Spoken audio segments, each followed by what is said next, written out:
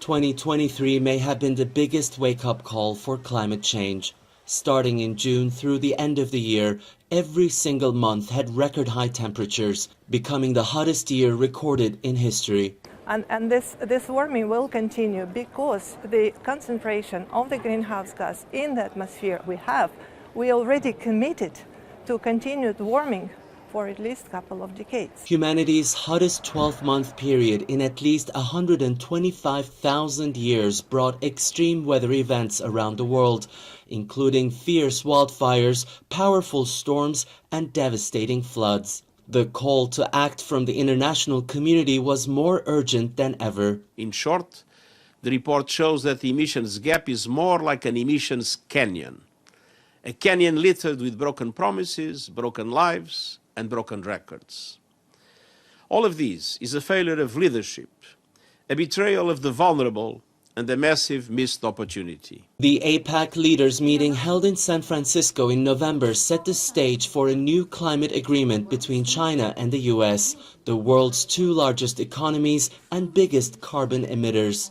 Both sides have agreed to reevaluate their respective long-term strategy for climate actions and maintain steady dialogue through a renewed working group on climate. We also agreed that we will activate our joint working groups on climate change as soon as possible so that we can get the work started on 4 sub-working groups themed on energy transition, circular economy, methane emission control and low-carbon sustainable cooperation between states, provinces and cities, so that we can better implement our NDCs and promote the multilateral process. The Sunny Lands Agreement brokered in November between China's Xie Zhenhua and his US counterpart John Kerry provided the much-needed hope ahead of the 2023 COP28 climate change conference in Dubai. But negotiations stalled multiple times until the very last day, when a historic agreement to phase out of fossil fuels was finally adopted by member nations.